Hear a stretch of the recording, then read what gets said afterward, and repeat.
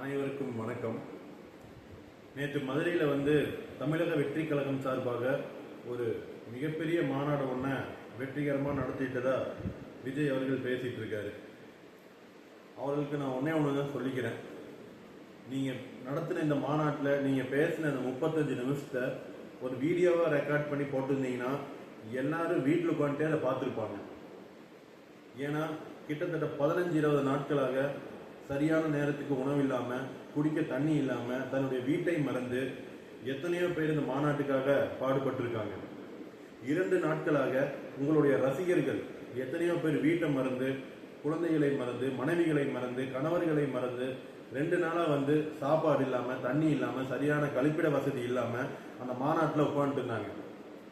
அப்படி உட்காந்துருக்கிறவங்க மத்தியில் நீங்கள் பேசுகிற இந்த 35 நிமிஷத்தினால 2026 ஆட்சி மாற்றம் நீங்கள் முதலமைச்சர் ஆகணும்னு கனவு கண்டீங்கன்னா அது உங்களுடைய முட்டாள்தனம் தான் நான் சொல்லுவேன். இதை நினைக்கும் போது எங்களுக்கு வேதனையா இருக்கு. ஆனா நீங்க என்ன சொன்னீங்கன்னா, பொன்மனச்செம்மல் புரட்சி தலைவர் எம்ஜிஆர் அவர்கள் உருவாக்கின கட்சி இப்ப யார் இருக்குன்னு நினைச்சா ரொம்ப வேதனையா இருக்கு. அனைத்து இந்திய அண்ணா திராவிட முன்னேற்ற கழகத்தை சேர்ந்த தொண்டர்களும் அந்த வேதனையை அனுபவிச்சுட்டு தான் இருக்காங்க. அவங்களால வெளியே சொல்ல முடியல அப்படின்னீங்க. யாரும் கேட்டு இதை சொன்னான்னு எனக்கு தெரியல. ஆனா ஒரு காலத்துல நாங்க வேதனையை அனுபவிச்சுட்டு தான் இருந்தோம். புரட்சி தலைவர் பொன்மனச்செம்மல் அவர்களுடைய மறைவுக்கு பிறகு இந்த கட்சியை எங்களுடைய இதய தெய்வம் புரட்சி தலைவி அம்மா அவர்கள் ஒரு இராணுவ கட்டுப்பாட்டோட அந்த கட்சியை கொண்டு வந்துட்டு இருந்தாங்க. எங்களுக்கு ஒரு மிகப்பெரிய இழப்பு அவர்களுடைய மரணம்.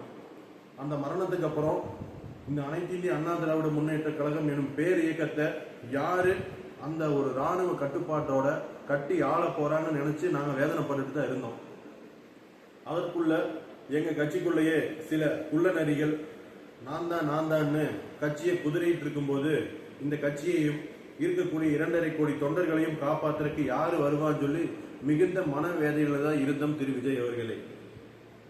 அந்த நரி கூட்டத்துக்கு மத்தியில் சிங்கமென கர்ஜித்து வந்த எங்களுடைய தலைவர் புரட்சி தமிழர் எடப்பாடியார் அவர்கள் இன்று இந்த பேர் இயக்கத்தை புரட்சி தலைவர் மற்றும் புரட்சி தலைவி அம்மா அவர்கள் எப்படி ஒரு இராணுவ கட்டுப்பாட்டோட வச்சிருந்தாங்களோ அதே இராணுவ கட்டுப்பாட்டோட இன்றளவும் வைத்துக் கொண்டிருக்கிறாருங்கிறத நினைக்கும் போது அந்த வேதனையெல்லாம் எங்களுக்கு சாதனையா தான் மாறுச்சு.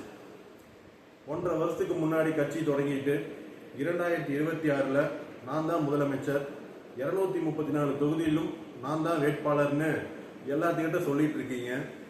அது நடக்காது. இது சினிமா இல்ல, நிஜ வாழ்க்கை.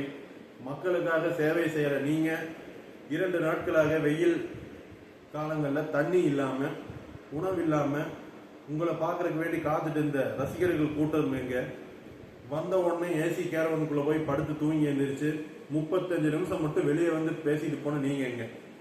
அங்க கூடியிருக்கிற ரசிகர் கூட்டத்துல கிட்டத்தட்ட 1 லட்சம் பேருக்கு பக்கத்துல இன்ன வரைக்கும் ஓட்டு உரிமையே இல்லை. அவங்களுக்கு 18 வயசே முடியல. அந்த மாதிரி ஒரு ரசிகர் பட்டாளம் தான்.